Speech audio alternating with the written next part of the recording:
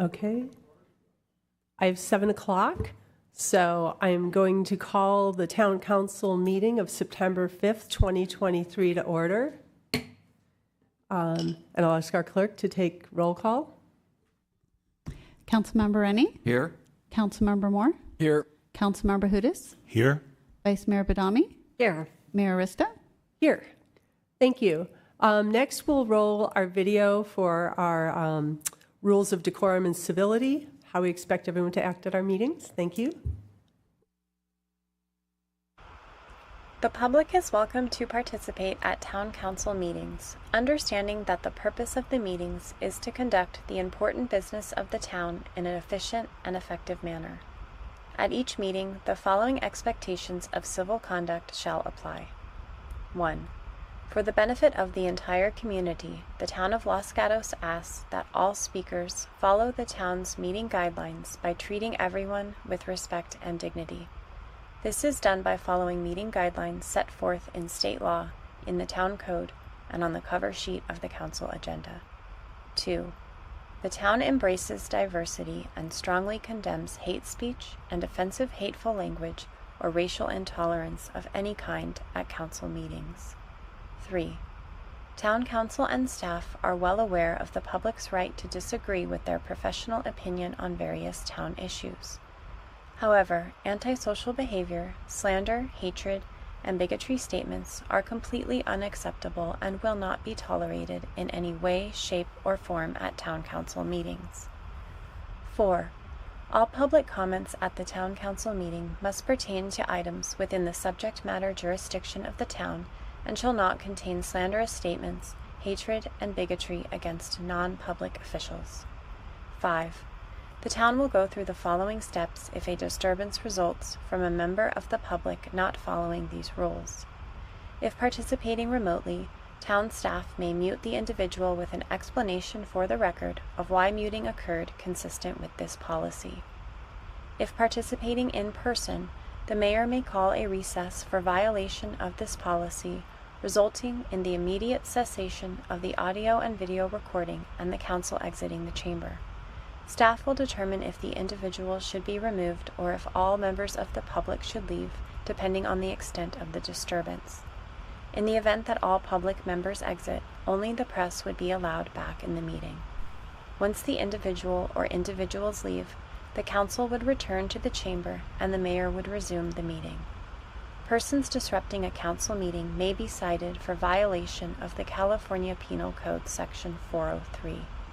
These expectations of conduct also apply to meetings of all town boards, committees, and commissions. Thank you. Next, we're going to do our Pledge of Allegiance. So I'm going to call our 7 Toastmasters up here with me. So come on up. And come on over here. Okay, I'm going to introduce each of you, and you can just raise your hand or smile. But right now we have the Los Gatos Youth Toastmasters Club, and with us we have Farah, and Preston, and Oliver, and Marco, and Molly, and Roya, and Bradley. All right, so these 7 students are part of the Los Gatos Youth Toastmasters Club. They should probably be the one up here speaking. You'll be ready to replace me very quickly. The Los Gatos Youth Toastmasters is a group formed by Louise Van Meter, incoming 5th grader, Farah Tavana. Farah was a 2022 recipient of our Town Community Innovation Grants, awarded to her so she could pursue her passion of public speaking and her desire to form a youth leadership group with like-minded students interested in becoming community leaders. And I am guessing that some of you have siblings in this group as well? Yeah, I noticed some similar last names. Anyway, so we've got these wonderful 7 students here who are going to lead us in the Pledge of Allegiance. So who would like to take the mic? I see a leader here. You're all leaders, but I see a leader among leaders. Here we go. Thank you. Please stand.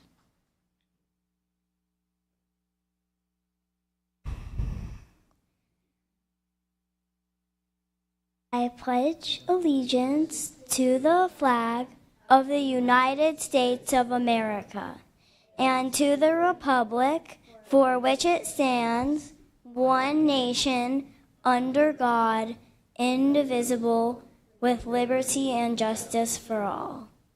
Thank you. Thank you. That was perfect. Can we have a hand for these young students?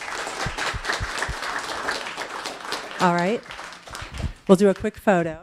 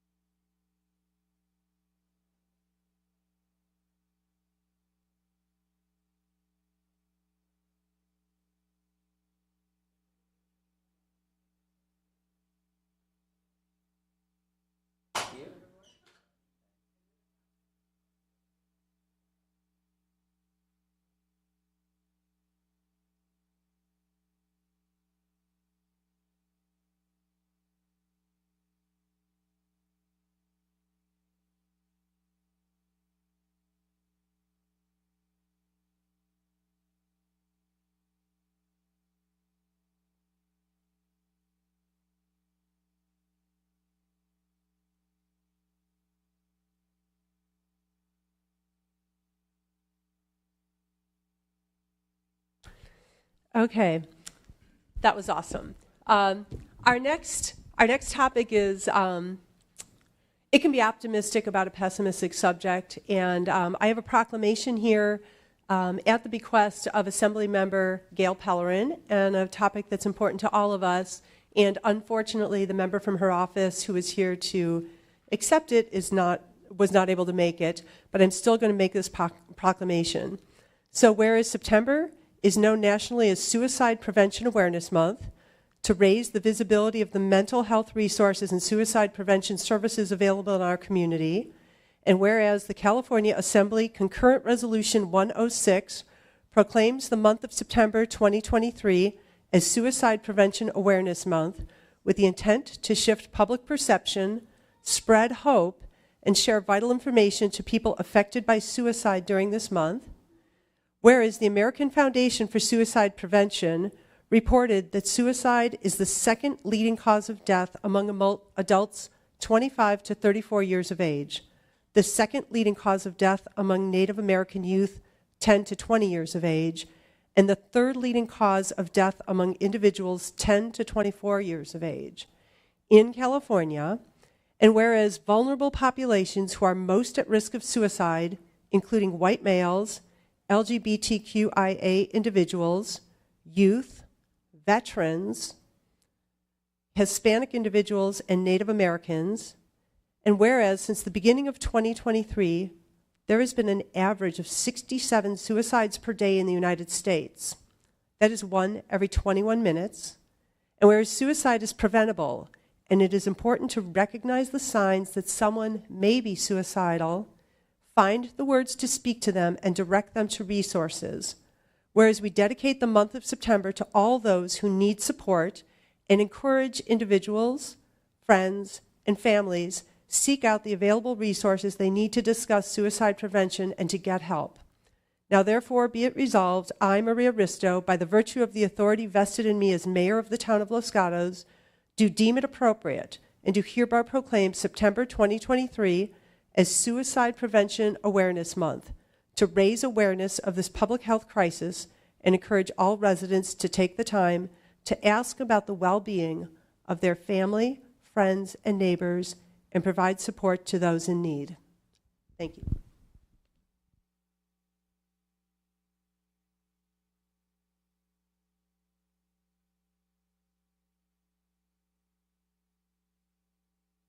In my family, we've always said mental health is like dental health. You know, you do the preventive work, you pay attention to things, and nobody should ever make a permanent decision over a temporary problem. So, with that, and with our awareness raised and our compassion raised, I will move to closed session report.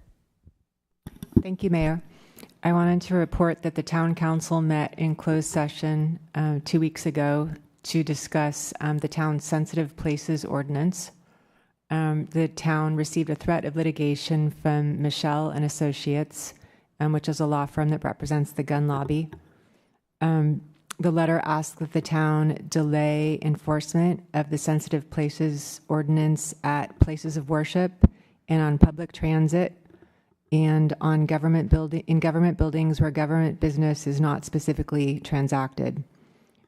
The basis for the request is that there's not case law definitively stating that regulation of concealed carry weapons in those locations is authorized.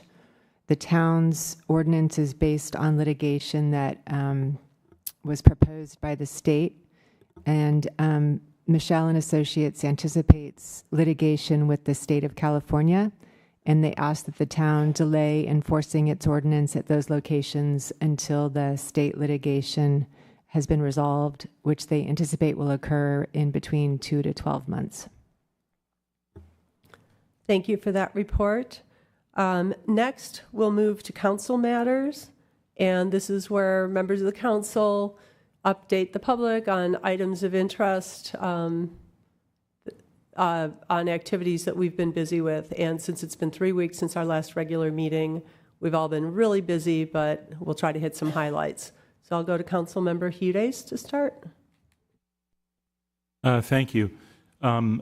Let's see, on the 22nd, I met with the Senior Foundation on their group that is working on initiatives and publicity, and they will have some announcements about that later in September. I also participated in the Council Policy Committee meeting on the 22nd, where we discussed a number of items that will come to the full council. On August 24th, I listened to the Housing Element Advisory Board meeting. The public may not be aware, but at last month's midnight council meeting about the housing element, some direction was given in order to avoid facing some severe consequences, including a possible state takeover of our permitting and development and approval processes.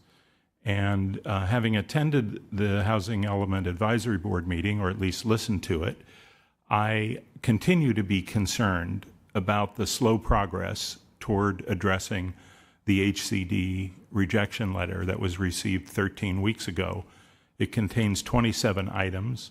And from the staff report on the 24th, only 4 of the 27 required responses have been presented to the Housing Element Advisory Board. The town stated milestone for submitting the housing element is October 9th in order to meet a potential deadline of January of 2024. However, only one scheduled meeting is even tentatively on the books, and that's for late September. And there are none scheduled with the Planning Commission or the Council. And I think the Housing Element Advisory Board is doing the best that they can do. However, the Council must be more engaged. And it is ultimately the Council that is responsible if we lack a housing element and end up with state control. So with regard to the 24th meeting, staff told Council that they hoped that a key deliverable from the consultant would be completed, and that was the state requires an analysis of the realistic development possibility of the sites. I could not find that deliverable in the package or online, and so I would like to get another update from staff and the housing consultant in September prior to submitting plans in early October. I'm also concerned that the town's attorney to questions during that meeting about the January 31st rezoning deadline raises additional risks of noncompliance, since the rezoning that is proceeding is based on a March version of the housing element that has not been adopted by the council and has been rejected by the state. So I think we should get an update as well from the consultant about a meeting with the state Housing and Community Development Department that is or was supposed to occur this week. So I would formally request an agenda item at a council meeting in September, and not at midnight, but at a time that the public can participate. And the request is that the council shall review the work plan and timeline for meeting the January 31st, 2024 housing element deadline, and the interactions with HCD, and provide direction to staff and the Housing Element Advisory Board and other advisory bodies about the most expeditious route and actions to be taken to achieve approval that meets that deadline. So I'm making a formal request. I don't know if anyone else would support that. Vice Mayor. I was going to wait to support it until I was going to address my council matters. Yeah, I was going to say, can I ask the town, let's just finish our updates of what we've been up to, and then, clearly everybody's concerned about the housing element, and I think we all have different opinions about whether our staff is working full out, and some people have different opinions, but Okay. I think this is not the time for, Well, I thought it was relevant because it was specifically Okay, issues well, that let's were not raised discuss at something that's not that. on the agenda. So we heard your request. So Okay. I have I'll ask the attorney how this needs So to. I am reviewing the town agenda policy now, and so I can report back after you've concluded council manager matters. Thank you. Okay, I had one more item. Sure. And I wanted to remind the public about an upcoming study session on the topic of housing law and the impact of changes in housing law and the impact on potential future developments, including those of the SB 330 application and pre-applications that have been received. That study session will occur, I believe, on September 12th at 7 p.m., both here and online. So that was what I had at this point. Thank you. And I think we had that covered in a couple other places, but that's great. Yeah. And that will not be covering any specific projects. It will be discussing SB 330, which is a law from 2020, I believe. And I'll let the town attorney. Yes, it'll be focused on SB 330, the builder's remedy, density bonus law, and CEQA. Thank you. Okay. Councilmember Rennie. Since our last council meeting, the Silicon Valley Clean Energy Risk Oversight Committee met on 8/23, and on 8/25, their executive committee met. Of course, I'm members of both of those. And then on 8/28, their CEO search committee met. Our CEO is going to be retiring after the first of the year. He's done an excellent job. We're fortunate to have had him as long as we did. Unfortunate that he's ready to retire and leave. The CEO search committee consists of the chair, the vice chair, and myself, since I'm the longest serving board member, and I've hired both of our other two CEOs. So the search committee is going to be the three of us, and I will have more meetings in the future on that. I also went down and took a look. There was a resident on Oka Lane that was complaining about junky things that were piling up on the street at a certain address, and I went there, and the whole house looked like a hoarder's house with junk all over it. So I took a look at that, and the town attorney tells me that they're working on what they can do to help clean that up some. I also met with the applicant for the assisted care building on Winchester. That's it. Thank you. Vice Mayor. Thank you. On August 21st, I met with Jim Foley, the Board of Director for the Chamber of Commerce. And August 22nd, I participated in a special meeting of the Community Health and Senior Services Commission. We reviewed promotional brochures designed for senior services, and I see one of our commissioners sitting here in the audience. I acknowledge you. We also received reports regarding progress on the senior roadmap goals. On August 27th, I attended the Monte Sereno Community Picnic in the park, and it was a lovely event. There was a lot of booths that had representatives from the town of Los Gatos, including the Rotary and the Los Gatos Monte Sereno Police Department. And along with Councilmember Cudis's comments, my concerns with noncompliance and the HCD and missing a deadline have not subsided since January 30th of 2023, where I could not adopt a housing element that I could not find to be substantially compliant.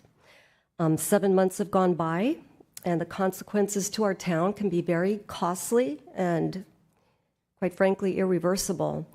So I would be a second council member that supports the request for an agenda item at a council meeting in September, and I would request that our housing consultant, the newly hired housing consultant, be in attendance for questions. Thank you. Thank you. Councilmember Moore. Thank you, Mayor. Good evening, everyone. Thank you all for being here.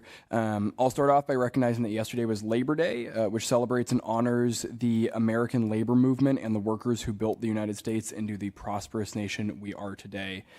Trade unions and labor movements of the last 150 years have helped all of us secure higher wages, a standard 40-hour work week, safer working conditions, and employer-provided benefits. I also think Labor Day is an important time to recognize the very important individuals that are the town staff that make Los Gatos the very special place that it is. We would not be the wonderful, inviting community that we are without each of our town departments and all of our town staff who labor very hard every day to make Los Gatos the place that it is. So wanted to recognize them today. Along with the mayor, I attended the beautification committee, beautification of the lot behind Pizza My Heart there. Dick Conrad, who is another one of our commissioners here in Los Gatos, he serves on the Community Health and Senior Services Commission, but has really just taken this on as a good deed for the community. He brings everybody together about once a month, and on Saturday we had about 10 of us out there, and if you're interested in coming out for the next one, you can email rjconrad, Conrad spelled with a K, at comcast.net to be added to the mailing list. The mayor and I also met with the chief attorney for the city of Kathmandu in Nepal, which was a really, really neat and special experience, and the attorney was the uncle of another one of our commissioners, so it truly is a very small town. And one of my most interesting learnings from that meeting was that a significant portion of all would-be court cases are resolved through mediation in Nepal, which apparently saves them lots of money and lots of headaches. So I think in our litigious society, we could maybe learn a little bit from that. I also attended the South Bay Labor Council's Labor Day Barbecue, which was a really great event. Rob Bonta, our state attorney general, our state representatives, members of Congress, people who are running for the United States Senate were there, and so it was a good way to celebrate Labor Day. Sounds like other council members, I've been having lots of conversations and meetings with residents and developers about upcoming projects. There are a lot of questions and a lot of different interpretations of the information and facts, so I very much look forward to the September 12th State Housing Law Study Session that we'll be having. I think that will help clarify things for the community, and I encourage anyone who's even tangentially interested in housing in Los Gatos to attend. As Councilmember Huda said, the policy committee met and we set our priorities for the rest of the year. And finally, I will be hosting my councilmember community coffee this Friday at Lele Coffee, which is a new bakery, or Lele Cake, which is a new bakery and coffee shop in East Los Gatos. And there is, almost all the slots are full, but 8 a.m. is still open. So if anybody wants to get up at the crack of dawn to meet with me, they are welcome to do so. Thank you. Thank you. Let's see. A lot of things. I won't go through all of it, but we are in September now, and I did attend the final 2 weeks of Jazz in the Plaza and Music in the Park. It was a great summer of music, but there are so many other events coming up this fall that, outdoors and Los Gatos are just wonderful places to be year-round. The town manager and I and our economic vitality manager met with the Chamber of Commerce for the quarterly meeting, and the new executive director, Jennifer Lynn, was there to introduce herself and just sort of get oriented on what issues we want to be talking about. Some of that included the employee parking and parking issues, streamlining permits, things like that, but more of a just get started, get acquainted, and see where the synergy is. I attended, along with, I think Councilmember Moore was there, Assemblymember Pellerin's open house and school supply drive. So she now has an office. Even though she's based in Santa Cruz, she does represent us and now has an office on Almaden Expressway and is quite accessible. And she's been quite involved with us and representing us very well. So it's a great place to go meet there. Councilmember Moore was there on the 17th. Mid-Peninsula Regional Open Space held their annual appreciation luncheon, where they brought together a number of electeds. It's always a great opportunity to see our fellow council members from other cities and just talked about what open space meant to us. We met at Ravenswood Open Space up in East Palo Alto. We were on the bay. It was absolutely gorgeous. Got an update on the salt plant reclamation, the bay reclamation projects, and just how the general health of the bay is going forward, and just how the preservation of open space contributes to all of our health and well-being. So that was actually a really wonderful event where there was a lot of good discussion about what's moving forward there. The quarterly Valley Water Commission meeting was a special meeting. Last week we held it at the Silicon Valley Advanced Water Purification Center. So that is a place where wastewater is taken, and instead of being treated and sent right out to the bay, it's actually recycled. So we got to see all the various steps in terms of reverse osmosis and UV treatment. As someone with a chemistry degree, water is water is water. So once you've purified it, I had a bottle of that treated wastewater, and I'm still here. It was great. One of the approaches in our water solution, and in my opinion the most effective, is one of the other members of the commission calls it closing the loop. So the way we get our water in Los Gatos is from San Jose Water District, and our water is groundwater. So essentially the way we get our drinking water is it has to rain here, and then it trickles through, then it goes through the ground, then it gets into the groundwater, then it gets pumped out and it gets to us. So essentially what we're hoping for our water every year is that we get sufficient rain. But the reality is we bring, when we've got our water here, when we're washing dishes, when we're taking showers, when we're watering everything, the water is already here. And instead of treating it and sending it out and hoping it comes back as rain, you could close the loop and keep as much water that we're using as possible right here. And so the goal is in the next several years to be recharging groundwater with our reclaimed water. And that is one of the best ways we can make ourselves drought resilient.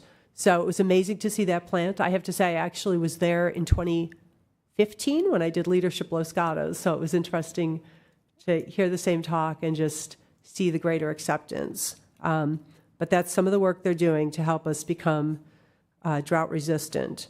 Let's see. I apologize, my writing got really small. I attended the Silicon Valley Bike Summit. It was the 13th annual Silicon Valley Bike Summit. Discussions centered around electronic enforcement, speed cameras, red light cameras, what the pros and cons are for keeping people safe, e-bikes, a whole discussion about how with an e-bike, with the same amount of power, an electric vehicle might go 4 miles, but an e-bike can go 60 miles.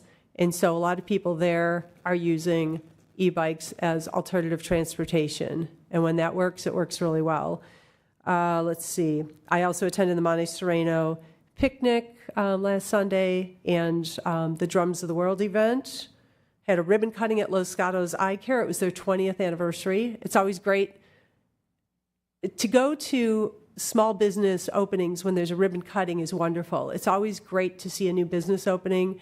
It's even more exciting or just as exciting to celebrate someone's 20th anniversary, to know that they're still part of the community and succeeding. And I was in the market for a new eye doctor, so now I've got one. So a little bonus there. Let's see, first Saturday cleanup. And then I did meet with, oh my gosh, I met with so many people in the last 3 weeks discussing everything from the North 40 to peacocks to flock cameras, the Los Gatos History Club, Rotary, volunteer opportunities, public records. I also met with the applicant for the Winchester project and got an update on phase 2 of the North 40. So we have a lot going on. And as mentioned, next Tuesday night, it'll be on Zoom and in person here. It's a combined study session with the Planning Commission and the Town Council to specifically discuss SB 330 and a number of other housing laws and what that means. So I encourage everybody to stay tuned, and if you can't make it, it'll be recorded. Thank you. I'll turn to the Town Manager. Thank you, Mayor, and good evening, everyone. In addition to Zoom and in person, we will also be televising the study session so people can watch it on KCAT as well. So please join us. On September 13th, our Planning Commission will be considering modifications to our accessory dwelling unit ordinance. So if people are interested in that, please join us. And then at the end of the month, on September 22nd, we are holding our Screen on the Green, which is right here at Civic Center lawn. We showcase a major motion picture that's family-friendly, festivity. The movie starts at 7, but there will be festivities beforehand. Please join us. It's a wonderful way to end the summer and to really celebrate with your family. Thank you. Thank you. Okay, with that, Town Attorney doesn't have anything, right? Oh, I was just going to, if this is a good time to talk thank about you. Yes. agenda setting? Yes. Okay, so I have the policy up, and it says that any member of the council can submit a request through the town manager or directly to the mayor to make a change or addition to the agenda. If the mayor does not agree, the item shall be listed on the agenda for discussion purposes only under council matters section of the agenda. Council may then discuss whether to place the item on a future agenda for action. So the first step would be for the mayor to consider, whether or not you agree with placing that on the agenda for the 19th. If you do not agree, one option would be to schedule a 15-minute discussion prior to next week's special meeting, and then a discussion of whether or not to place this on the agenda for the 19th could occur at that time. Okay, thank you. And I mean, the other thing is, just to clarify, last meeting, going till 1:28 was not anybody's choice, but at a prior meeting, I was requested to agendize something, and instead of looking like I was pushing it out or not being compliant, I added it to what ended up being an already pretty loaded agenda. So I do want to be mindful of and respectful of staff and my fellow council members and be able to take a look at what our agendas look like. Tonight's meeting is going to be relatively light. Some of that is due to the fact that some items that were potentially going to be on tonight's agenda weren't ready yet, or an applicant wasn't ready. And so these are the kind of things that make it difficult to schedule. And I think tomorrow, when the mayor and I, or when the manager and I have our meeting, we'll take a look at what the agenda looks like and what makes the most sense, that's the most respectful to everybody's time, and to make sure that we do what we need to do and figure out if we discuss it for a short amount of time or put it on the agenda. Thank you. Okay, I was going to move to consent, but Councilmember Hudes. Well, since I had made the request, I just wanted to thank the mayor for considering putting it on the agenda, and also point out that with an October 9 submit date, it's urgent that we consider this item. So I would just add some emphasis to the request to have that meeting in September, so that we can know where we stand with regard to that submit date that the town is planning. Thank you. I can assure you there's no one in this room that doesn't want this housing element done as quickly and expeditiously as possible. It's not been an easy process. Most cities are still not certified, and the state is making this difficult, so we are doing our best. Okay, with that, I will move to the consent calendar, and we have items 1 through 6 on the consent calendar. I guess the first thing I do is take public comment on consent, and I don't have any cards for that. So if there's anybody who wanted to speak now on any or all items on the consent calendar, I'm looking on Zoom and I'm seeing no hands raised. Make sure I'm on attendees. And I'm seeing nobody racing forward to the microphone. So with that, I'll close public comment and move to my fellow council members to see if we have Councilmember Moore. I'll move to pass the consent calendar with the comment that I'm excited to the Los Gatos Veterans Memorial and Support Foundation continues to do their 9/11 events. I think that's very special and a great event to commemorate a very important day. Thank you. Councilmember Rennie. Thank you, Mayor. I wanted to make a comment on item 6, and maybe it's a question or a rhetorical question, but it feels a little silly that we had to resend this and do it again. And, you know, the point I would make is, can't we put wording in that leaves a little flexibility of when somebody starts, because you never know what's going to come up. Maybe somebody catches COVID and they can't start on that date. So putting in an exact date seems like it just creates kind of a silly situation. And couldn't we put start in September or on the second or third week of September, something like that leaves a little flexibility so we don't have to do this in the future. And I'll let you respond if you like. Thank you, Council Member. Unfortunately, this is not a town resolution. This is CalPERS resolution. And so we have to follow the guidelines that they provide to us. We appreciate the council's patience, given that the applicant did change their retirement date, necessitating the revised resolution. But your comment is well taken for other resolutions where we have a little more control. Thank you. And I'll second the motion. Thank you. And before I call the question, I do want to state that there is an item on here that referred to the Veterans Memorial Foundation 9/11 observance, and it's for a special event permit. And I did want to bring up that they are having, the foundation is holding a 9/11 memorial event on this upcoming Sunday from 5 to 6:15, and it is open to the public, but you can go to the website and register for free. So since we brought it up. Okay, with that, I'll call the question. All in favor? Aye. No one opposed. The motion passes 5-0. With that, we'll move to verbal communications. And this is the portion of our meeting where any member of the public, on Zoom or in the room, can address the council on any item that is not on the agenda that relates to work before the council. And as a reminder, you can have up to 3 minutes, but when the timer goes off, your time is up. If members of council have questions, you can perhaps answer them, but we will be strict with the time to be fair to everybody. I don't think we'll end up going till 1:30, but we're still going to be strict with the time all the time. All right, thank you. So with that, I'll call our first speaker, Jack Lucas.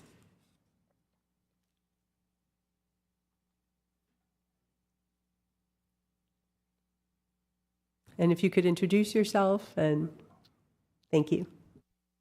Thank you, Madam Mayor, members of the council. My name is Jack Lucas. I live at 17171 Xena Avenue in Monte Sereno. It's the only house in Monte Sereno where the address reads the same way, frontwards and backwards, and it adds up to 17. It should be a historical home. You started it. I'm a former council member, served 20 years with the city of Monte Sereno, 5-term mayor. I know what you're up against. I respect for what you do, and stay the course. I'm here. I'm also here to, as I said, I'm a former council member. I'm currently a trustee for West Valley Michigan Community College District. I just got elected for my 21st year, 6th term. I enjoy education. I'm not here for that tonight, but I do, when we set our redistricting policies, we cut Los Gatos in half. I have trustee area 5, I have everything west of Santa Cruz Avenue, and Susan Fish, trustee area number 7, has everything east of Santa Cruz Avenue. I wanted the whole city, that was my power base, but they wouldn't have it. But anyway, I am here. I'm also currently a member of the board of the Los Gatos Community Concert Association, and I'm here simply to thank you. The board received a letter from a staff member, Mr. Ryan Baker, who I'd really like to send a shout-out kudo to Mr. Baker. He was a big help. I wrote the grant this year, and Mr. Baker wrote back, "Hi, Los Gatos Community Concert Association. I am pleased to announce that your application proposal was successful. Your organization will be awarded your requested amount to pursue your project." So I thank you very much. You've supported us in the past. Community concert, oh, I'm down to the red. Community concert, this is our 76th year of providing concerts. The board has asked that I thank you by giving you a couple of complimentary tickets to the council and to the executive management. I want to thank the town clerk's office for helping me on the grant. And we have 4 events coming up for our 76th year. I hope that you will use your ticket and a friend and drop in and see what's been going on right across the street at Los Gatos High School. I have a colleague with me tonight who also, she was a colleague when I was in the high school, and now we're colleagues on the community concert board, and that's Kathy Morgan. I'm down to 9 seconds. Kathy, I'll give them to you. Thank you very much. Well, Kathy can have her own 3 minutes if she'd like. Well, I added to her 3 minutes. Ah, all right. Well, thank you, Mr. Lucas. Okay, well, so. Yes, and well-deserved grant. Okay, our next speaker will be Kathy Morgan. I live at 142 Wheeler Avenue in Los Gatos. I wanted to express my gratitude to you. I've been on the board with colleagues like Jack, and the cause is so good. The music is so first-rate, and it's something that if you attend, you can relax. You don't have to adjudicate anything or bring sides together. Everybody is united in the love for this first-rate music. The musicians deserve all of our support.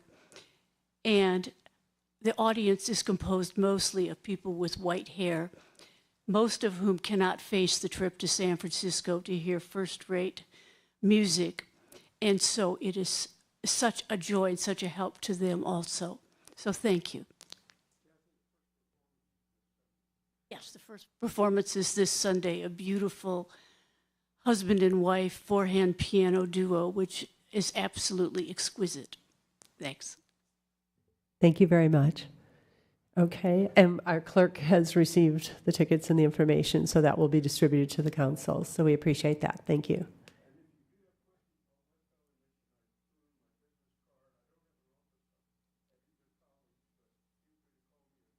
Okay, with all due respect, I need to treat you like every other member of the audience. Thank you. That's right, you did. Okay, look, you know even better. Okay, our next speaker is Daniel and Stickney Stanford. Or sorry, Daniel Stickney and Stanford. Like trying to parse these 3 names and I got it wrong. Oh.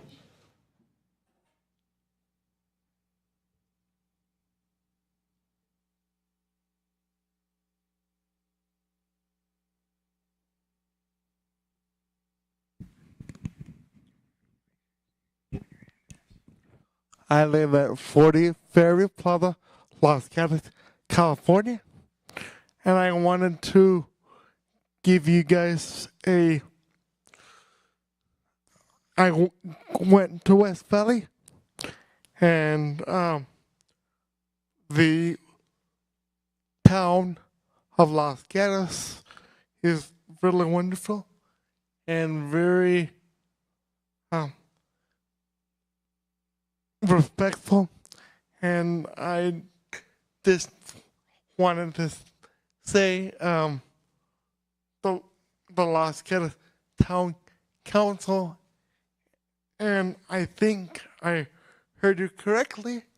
I'm not sure, but on the Santa Cruz Avenue, on the sidewalk, there's a dip going down the street. So if you can take a look at it, I greatly appreciate it. Thank you. Thank you. Thank you. This is my brother Daniel, and I'm Stanford. Thank you, both of you. Do I have, yes, we have a question from Councilmember Hudes. Yeah, thank you. And thank you for speaking about this. It's important for all of our residents that have difficulty with that sidewalk. Could you be a bit specific about where on the street that's located? Sure. Santa Cruz Avenue, right by, across the street from the diner and the post office. Thank you very much. That's very helpful. And again, thank you for coming forward. Thank you. Thank you, and it looks like our staff has taken a note And I of that. left a couple business cards. Okay, thank you.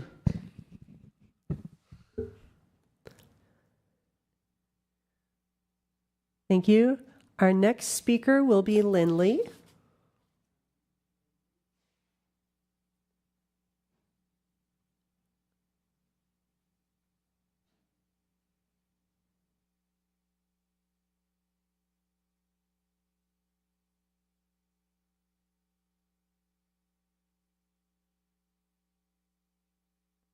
Good evening. Please know that I come in peace. This evening, I wish for the truth about me to be told regarding how I was treated by our government officials and the media. What happened to me could happen to you. I did not make any threats in 2012, as was written in the newspapers. A little history. In 2003, I purchased my home and moved my husband and our daughter to Los Gatos. Soon afterwards, I conceived twins, and I discovered that I had married a liar. In 2004, I delivered identical twin girls who were both profoundly deaf. In 2005, I began a horrible divorce when my 3 babies were 1, 1, and 2 years old. If you recall, the twins made national news in 2005 when they began to hear for the first time. My husband financially abandoned us that year, causing me to seek a way to provide for my family and stay home to be with my 3 children. I began renting out rooms in my home. In 2006, I won the Beautification Award for my home improvements. In 2010, my tenants suggested that I rent my home on HomeAway, just like 15 other short-term rentals in Los Gatos were already doing. I opened a small female-owned business. After a year of success, I advertised my Lavender Lady of Los Gatos short-term rental in all of the Bay Area weekly times. The Los Gatos Chamber of Commerce was very happy to recommend my home to travelers. The problems began when my neighbor complained about my business to the town. Before my advertisement, I had no complaints about my business. In 2011, despite being in Los Gatos leadership, the town began threatening the closure of my business and only income, citing zone regulations. By 2012, I was told that I would be fined $15,000 a month if I continued. Feeling threatened and bullied by my husband, my neighbor, and the town, I sought help from the town regarding my challenging situation. After getting my children off to school one morning in 2012, I rode my bicycle down to the building department to beg for mercy. My entire world was imploding and no one cared. I was stressed and overwhelmed beyond belief. In the building department, I asked to speak to a city planner and then began to cry. Jennifer Savage heard me crying, but she did not hear me make any threats. Regardless, I was accused of something I did not do, and I was punished severely for it. I was called a terrorist and arrested. The lying media was thrilled to have a sensational story written. The case was later dismissed. Judy Peterson and Sheila Sanchez wrote stories that implied truth, but there was none, damaging my good reputation in my hometown. They never followed up with the story to correct their slander about me. The damage to my reputation was done and continues to affect me, as is seen in the recent FOIA, Freedom of Information Act request I did that's to the end of your obtain sentence. emails. Thank you. Okay. Microphone off.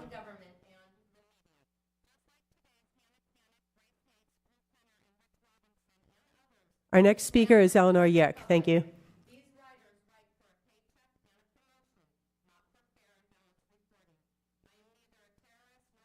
If I can remind our residents, if they don't want to observe the 3-minute limit, they can write letters. We don't have a 3-minute limit on letters. Thank you. Okay. Our next speaker is Eleanor Yick.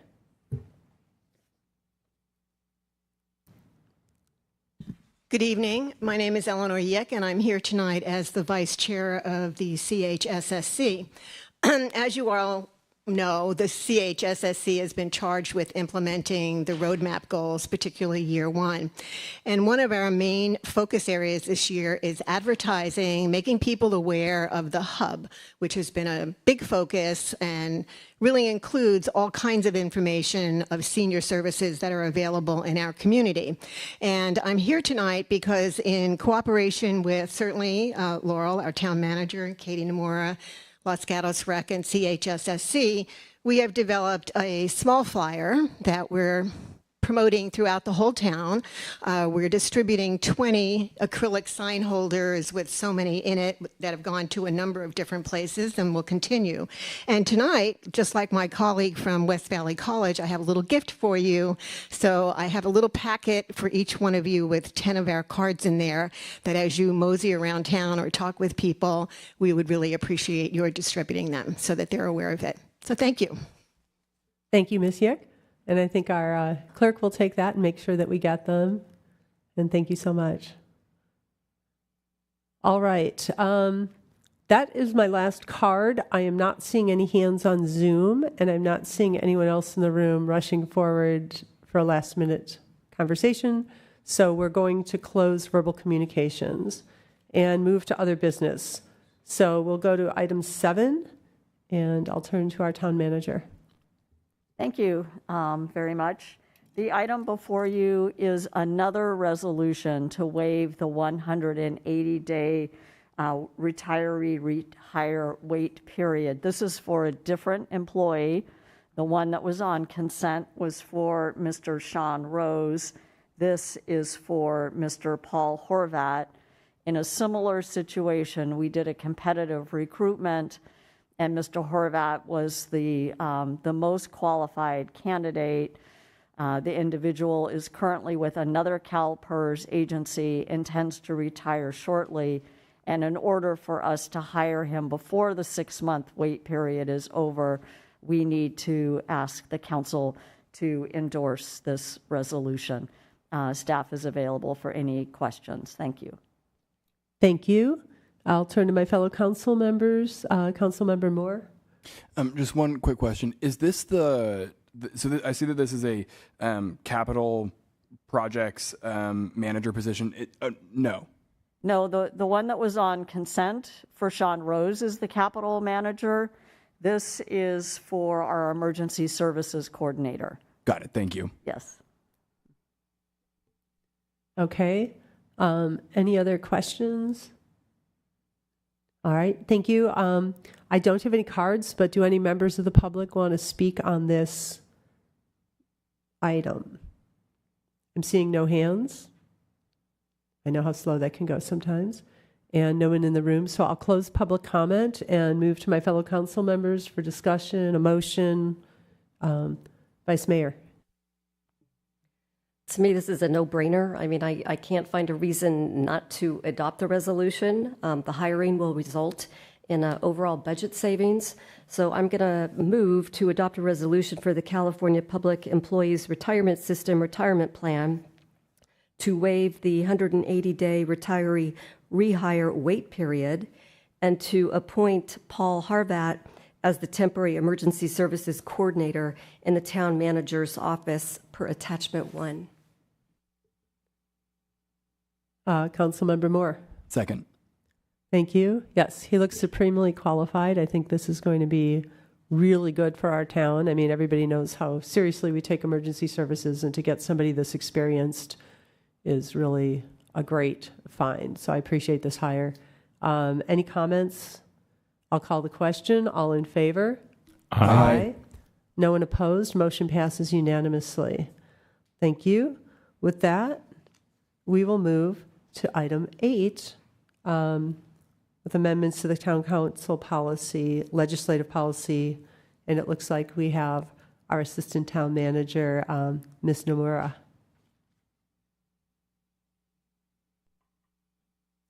Good evening, Honorable Mayor and Council members. Katie Nomura, Assistant Town Manager. Just bringing back this item for you. You've discussed it earlier at a previous meeting. And so it was discussed to include in the policy a process for which you would be adopting legislative priorities and how those might get used. And so what you can see in the red line version of the policy is that annually the council would adopt legislative priorities, and that those priorities would be used as a guide for council members when they want to discuss upcoming legislation, and also to provide guidelines for the town in which we would take certain positions based on those priorities. And so the way that it's been outlined is that these priorities would allow the town to take a position if the the town manager or the town attorney find that a certain legislative proposal fits within the guidelines and also has an impact on the town. Granted, as we've all discussed, there's limited bandwidth, and so it would also need to be a very high priority item and would need to be staff bandwidth permitting. And so if it meets all those criteria, a draft letter would be created for the mayor's signature. It would be provided as an informational item to the town council. And as always, the town council members can choose to agendize the item for a future council meeting if they so wish. If there is no future agenda item of that legislative proposal, it will be signed and then sent to the appropriate legislators. And I'm here for any questions. And we also included a list of the priorities based on the discussion last time. I hope that is inclusive of everyone's comments, and we're happy to make any other adjustments. Thank you. Councilmember Hudes. Thank you, and thank you for compiling the list. I think we had talked about the one of the items which is on the list for very high fire hazard severity zones, and not allowing the navigation apps to send traffic into those zones on very high fire hazard days, which seems to make sense, but would need to be legislated on a statewide basis.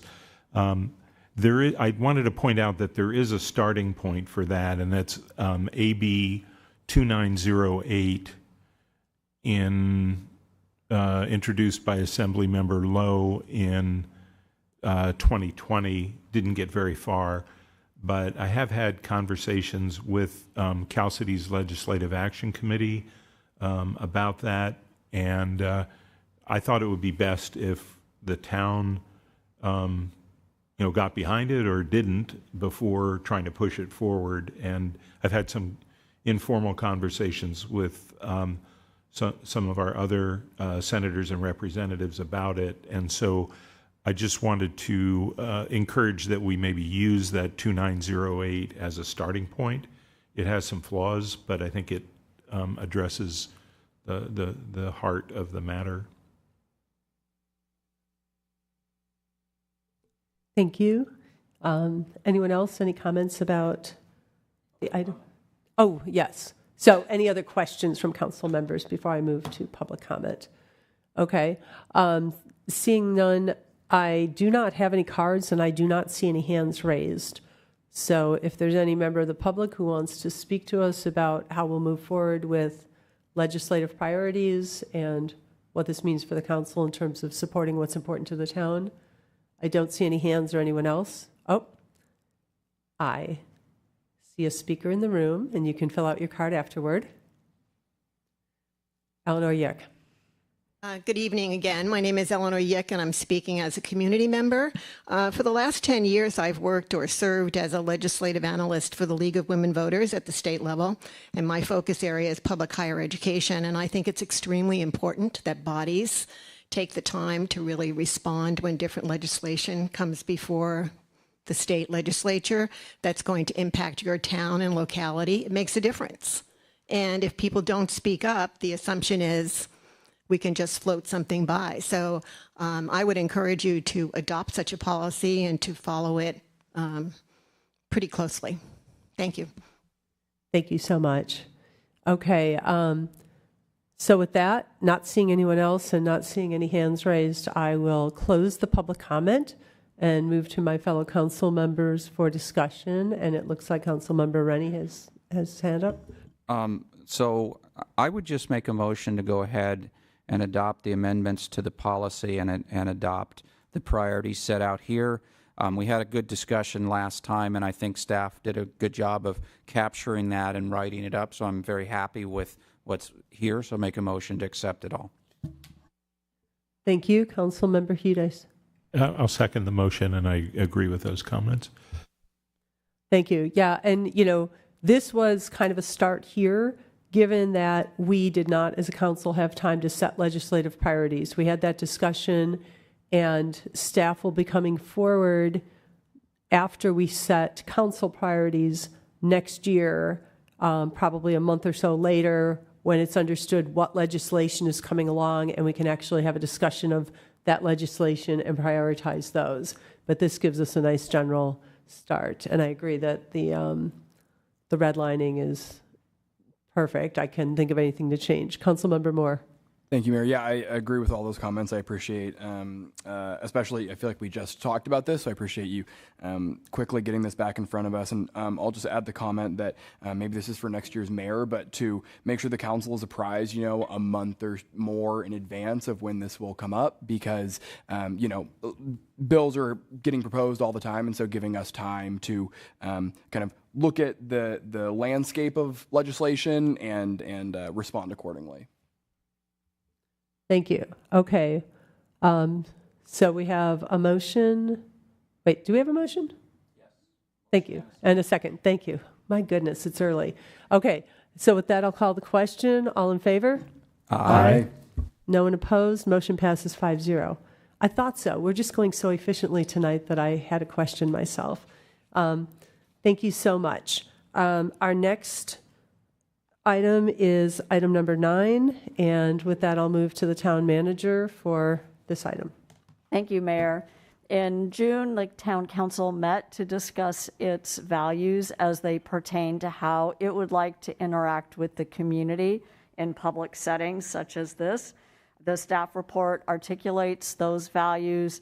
Most of them are common sense that are also reflected in other town documents, such as being respectful, welcoming, inclusive, listening to understand, and to empathize with one another. The item is on the agenda tonight, so that way we can clarify and obtain direction from all of you in terms of how you would like these values used. At the retreat, there was interest in perhaps including them in our town council code of conduct. Then next time the council is ready to discuss that document. We also had other ideas as to how the values could be used, such as putting them on our meeting agendas, maybe doing posters in the lobby or other public spaces, so that way when the public is interacting with any of our town staff, these values would be clear. We also thought about including them on the back of speaker cards, so that way, as our interested parties fill out the card, they'll be reminded of what those values are as they communicate to the council. So this item provides an opportunity for the council to provide that direction. Their staff report also identified some other areas that could be cleaned up. And one item in particular has to do with our civility code. There probably is still value in maintaining a civility code if the council wishes. However, council may find that a more positive approach with leading with positive values might have the same outcome. So you have several different paths before you, but now that we are no longer in a retreat setting, we wanted to bring this item back for your discussion, comments, and direction. Thank you. Thank you, Manager. I will move to questions from fellow council members. Okay, it looks like we have no questions right now. So I will then move to public comment. And again, I have no cards on this item, and I'm not seeing any hands raised on Zoom.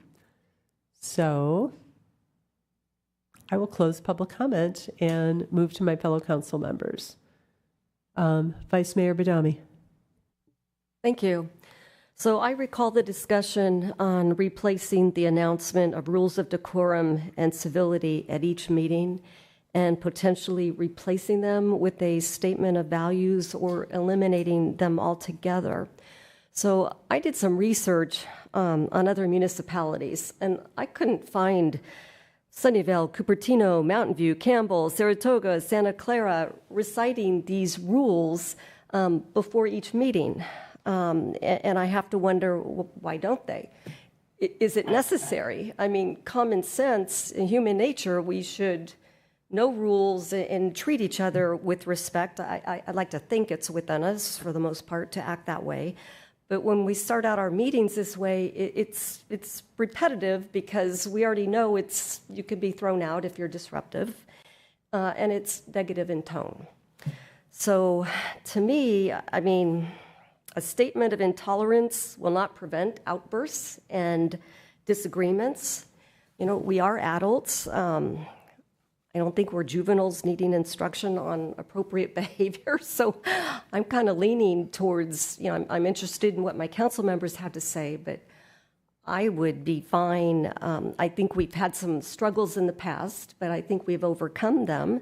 So I just as soon not proceed with them the way they are, either eliminate them or start out with something positive. It just sets a nicer tone, and it might get us to the order of business of the town to run the efficient meetings that we're liking tonight. Thank you. Councilmember Rennie. I guess I would tend to agree somewhat on the negative tone setting. Every time we run the video, and it was necessary when we started it.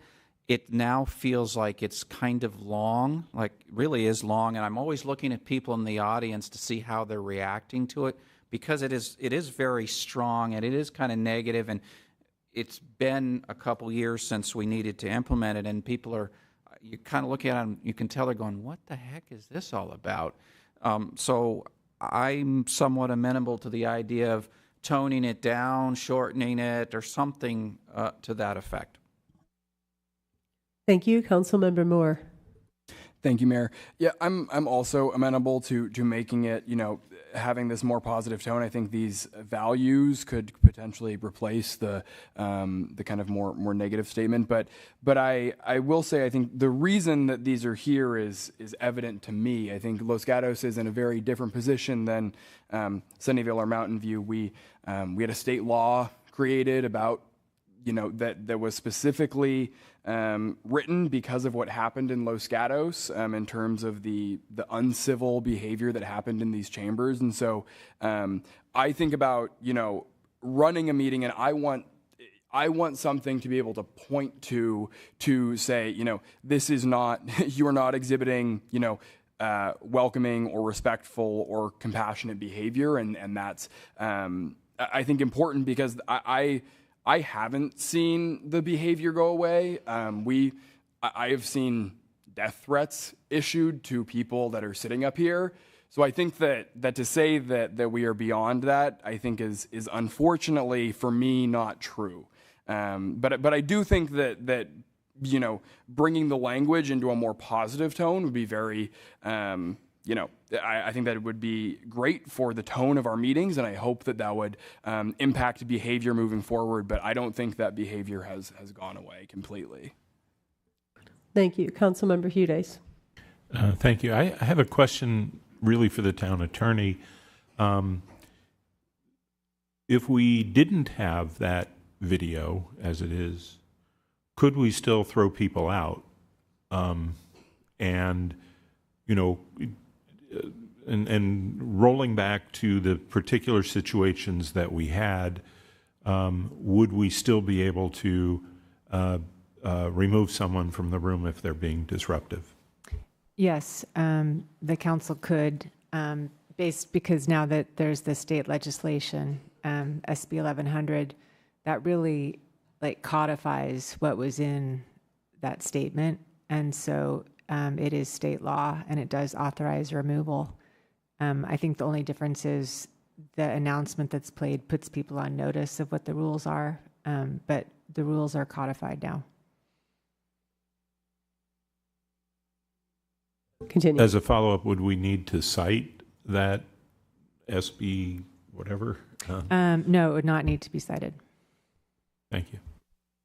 Thank you. I mean, I was thinking about the fact that, you know, we did have this discussion at our retreat about how we wanted to move toward positive values. And, you know, I think Councilmember Moore is exactly right. The whole reason we had to give these strong warnings was we had really egregious misbehavior at our council meetings, which, for better or for worse, did not occur at other local municipalities. I talked to my colleagues at other cities and towns, and they were like, what is going on? And it was a small number of people, not all of them residents, that essentially hijacked our meetings. And in the absence of having that state law at that point, our former town attorney felt like we needed to really spell everything out.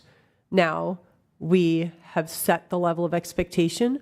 We also have a state law that was created almost specifically because of the issues that occurred here.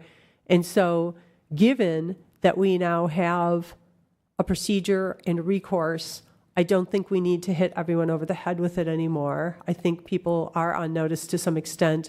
And I'm always so happy when we get to the Pledge of Allegiance and we've got youth up here and we get to the positive side, because it does feel like kind of a little somber and a little heavy-handed, but that was necessary at that point. Given that it is not, I would love, as we discussed at the retreat, to move to how we do treat each other. It's a good reminder of the respect and the empathy and the listening. And so I think having something like that on the back of our cards, up in the foyer, simple, clear, positive, with the understanding that we have state law and we have penalties when somebody decides that they don't want to be an adult, they don't want to treat people with respect.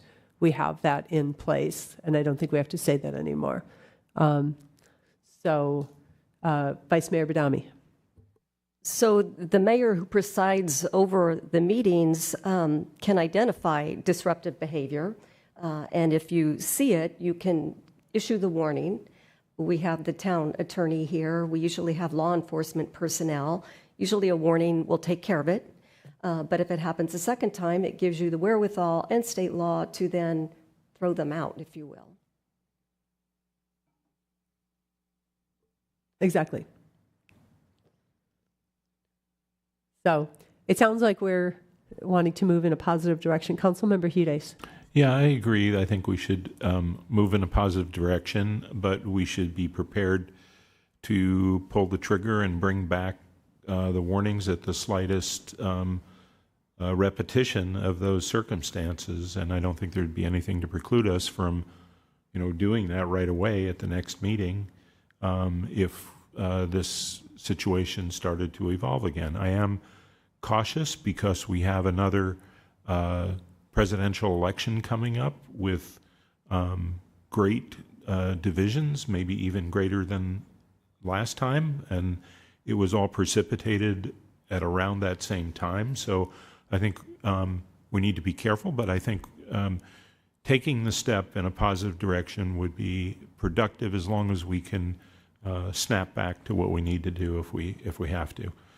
I wanted to add one other comment, and that is there was a question about including this in the code of conduct, and I'm in favor of that because I think that we should be doing training on code of conduct and ethics, and it actually balances some of the values where the values are respectful, welcoming, inclusive, empathizing, and some of those things, but they have to be done within the bounds of ethics, and they have to be done within the bounds of representing residents in the democratic process, and that is contained in our code of conduct. So I would also be in favor of incorporating these into the code of conduct and enhancing the training that we've been doing on ethics and code of conduct going forward.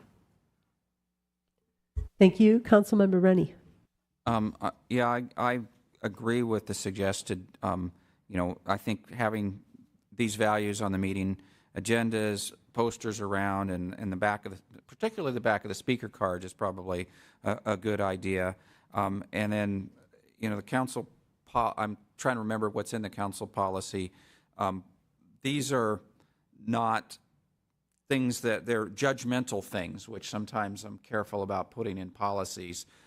But you still could put in, it's the should language rather than the shall language. So we're putting in some more should language, which is usually a little looser, right? But I'm okay adding it in there with, realizing that it's a little more difficult to enforce should language than shall language kind of thing. On the video, I think Councilmember Hudis might be suggesting get rid of the video, but be ready to bring it back. I think that's what he was suggesting. I'm maybe okay with that, but I'm also wondering, I'm sort of thinking maybe we should make a new video that talks about these values in a positive way, and if needed, one short place where it says, the mayor, if you're not following our values or whatever, the mayor may have to ask you to leave or something like that. But something that I definitely think we don't want to leave the video the way it is and keep doing that. I think we're all in agreement with that, but where we go, I didn't quite hear consensus yet. Okay. Thank you. Vice Mayor? So I like the idea of that as well. I think for the most part we've reached consensus, maybe not with Councilmember Mora, I'm not sure. But as far as the video, if we do need to bring back the video, and again, I would like to retire the existing one, but if necessary, keep it open, that if we need to have a video, that it be a new one. I think it's due for a refreshing approach. Councilmember Moore? Yeah, I think I concur with everything that's been said. I think these values are, what we're striving for here in Los Gatos, and so I think I like the idea that Councilmember Rennie had of back the speaker cards, and I think incorporating those into a brief video, and then one other thing I heard is not just those values, but the maybe softly worded, I don't know, but some sort of inclusion of the mayor has the discretion to remove people from this meeting, just so that people are aware of that. Thank you. I mean, one thing I'm thinking, I don't think we need a video at all. We didn't ever used to have a video, and I think there could just be a message, if it's written places, you just start the meeting and say, we're here to hold the public's business, we're here to carry out the public's business in a public meeting. Let's treat each other with respect. Let's work together. And I don't think we need the video, ignoring the fact that there's sometimes technical glitches and everything else. And that video was being played at all the commission meetings. I think we can move away from that. We don't need it. Somebody can have one warning and they can be removed from the meeting after that. We don't need to show a video to enforce that. So I'm not opposed to it, but I'm just thinking, let's go simple and let's just say, be nice. Okay, next. Okay, Vice Mayor. I agree. I'd rather not have a video, but if it's necessary, maybe bring it back for full council discussion and see where we get. But I'd rather not have it as well. Just be nice, be kind, keep it simple. Councilmember Moore. Thank you. I'm fine with that too.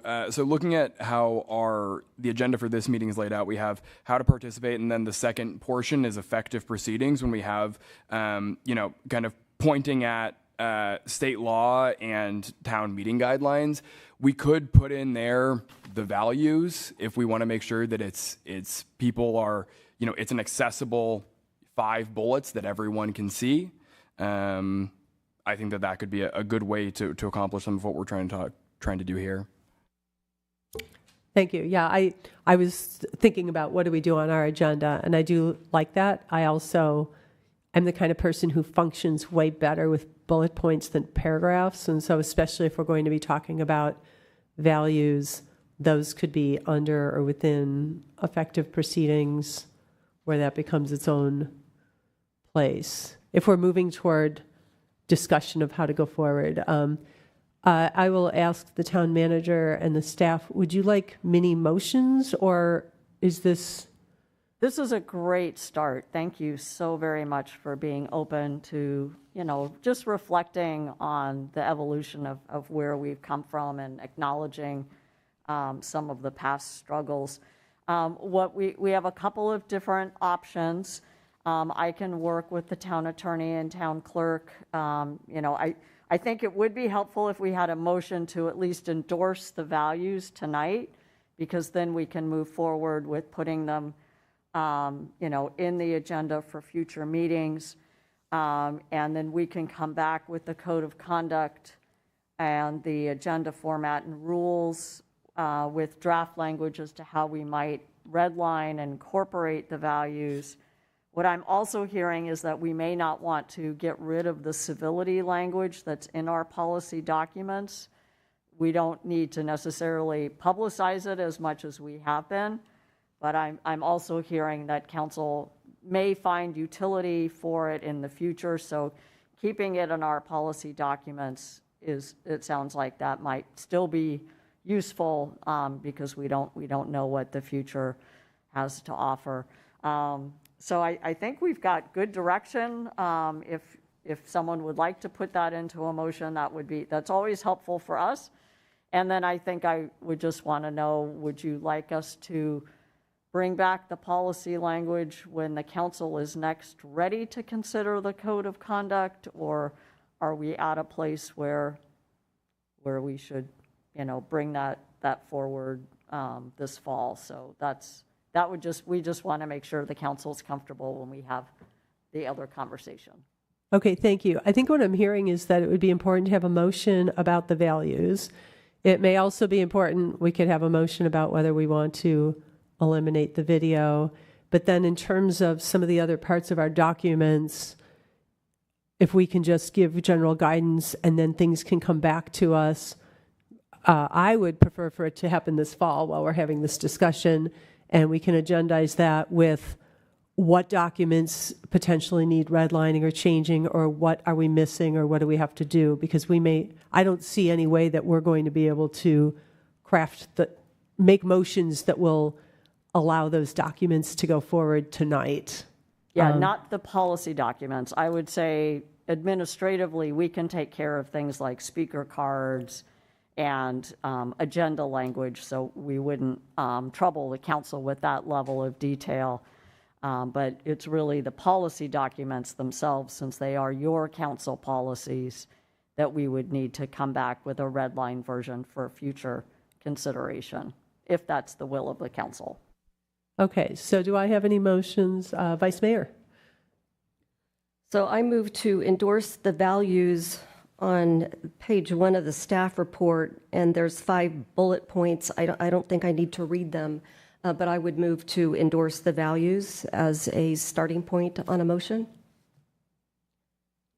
Councilmember Moore. Second. Sorry. We have a motion and a second. Any discussion? Okay, then I'll call the question. All in favor? Aye. No one opposed. Motion passes 5-0, and that is to take these 5 values. Okay, then do we need a motion about speaker cards, or? I think we really need a motion as to whether or not you'd like to bring back the policy documents, and then maybe a third motion around the video, just so we have that documented. Okay, Councilmember Hudes.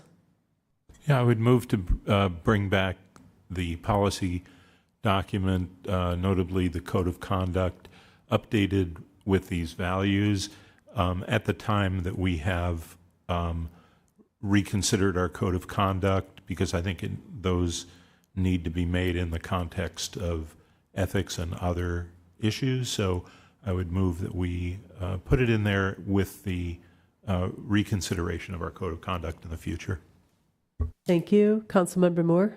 I'll second the motion, but I had one question on this topic for the manager. So in the staff report, there's one small correction about Penal Code 403. Would that be helpful to include in this motion about if the maker of the motion is amenable, or we can do a separate motion? But I think that seemed pretty, pretty administrative. But yeah. So my thought on that would be if the town council is voting to stop using the video for the time being, we don't need to address it in terms of the video.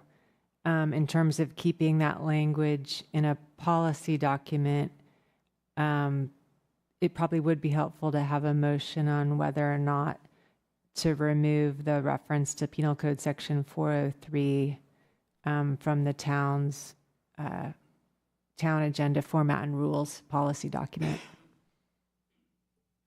Okay, so would you like to amend the motion? Or Councilmember Hudes? Yeah, I will amend the motion to remove that sentence from the policy as it moves forward. Thank you. Second. And good with the seconder? Okay, any other comments? Councilmember Rennie? I'm not quite sure what I'm voting on now. So we're removing this sentence from where? So we're voting. I think we have a motion to put the values in the policy document. But how do the values include the statement about Penal Code 403? I think we're talking about the policy doc. Okay, I'll go to the town attorney. Right, if I remember correctly, right now that sentence is included in the town agenda format and rules policy document. And so one option would be to remove that from the existing policy. And it's also in the code of conduct. It's in both places. Okay, so let me make sure, since they're not here to look at it, the policy document is specifying what's supposed to be on our agendas, and now we're suggesting that we take it out so it doesn't have to be on our agendas? What we're just trying to do a little bit of cleanup, so it's... I'm trying to understand this motion that is being made. So, so the motion that's on the floor is to incorporate the values into our code of conduct. The friendly amendment was to then also address staff's recommendation of removal of the language that refers to Penal Code Section 403, which is contained not only in the code of conduct policy, but also our agenda format and rules policy. So we would bring back both policies for council for future consideration.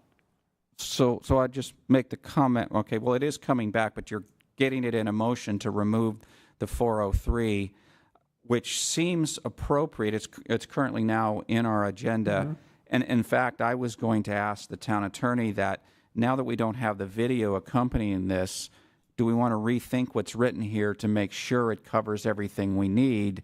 Because we may have been counting on the video to cover everything, but having a motion to force you to remove something, I'm worried about before you've done the thought through of this, unless you don't think you need to do it.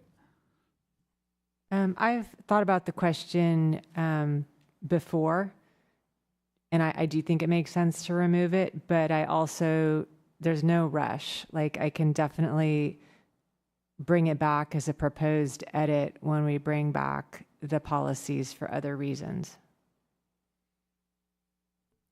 Would that make you feel better if we took that out of the motion and left that for the discussion later? Yes, but it's already in the motion. I would feel better if it wasn't there. Okay, well, we added it as a friendly amendment. Councilmember Hudes. Just the comment is that I don't expect that it's going to disappear tomorrow, because that will come back to us in the future. So I think we can have a further exploration of the issue that Councilmember Rennie has raised when it does come back to us. So So it would I be- would prefer to leave it in. It would be redlined at this point, but it wouldn't be gone. It's not like we would not see it or remember that it came out. Okay. And the seconder of the motion is good with it being redlined? Okay. Well, then I will call the question unless there's further comment. All in favor? Aye. Okay, motion passes unanimously. And then we had the third item that we need to cover. Vice Mayor Badami. So I move to retire the current video on meeting rules of decorum and civility with consideration for a new video if found necessary by a council majority. Okay, do we have a second? Councilmember Hudes. Yeah, I'll second that. I think we've discussed already the reasons and the circumstances where we would bring it back, so I'm comfortable. Okay, any other comments? All right, I'll call the question. All in favor? Aye. No one's opposed. Motion passes 5-0. All right, so then I'll ask staff, are there any other things that we might want to consider or discuss at this point? I just want to ask if, given these motions, if you would be comfortable if staff reworked some of our more standard agenda language to incorporate the values, maybe retain the rules of civility and decorum, but maybe move them out of the agenda lineup so that it's not looked at as something that the mayor has to address at every meeting. So and maybe a motion to let us administratively incorporate some changes to our agenda, and I can work with the mayor offline as appropriate, if that would be acceptable. I mean, one of the things I look at is when I look at this agenda, there's an awful lot of information in front of here before you get to the agenda. It's 2 sides of 1 page. And so I then wonder how much people actually read that. So personally, I would like to see all of this language as streamlined as possible. And if there's language that doesn't have to be here or can be moved to another place, I would like, to the extent that staff has the capacity, to come back to us with a much more streamlined intro to our agenda. Anything not necessary either being removed or put at the end or someplace else. Because I know that, to me, it just flusters me to turn this. I'm like, oh yeah, the agenda starts on the next page. Councilmember Rennie. I would just say I agree with you. When there's 2 pages of it, I'm one of those people that has so much information coming at me. You learn where to filter. Okay, this is crap, and you don't even bother to look at it.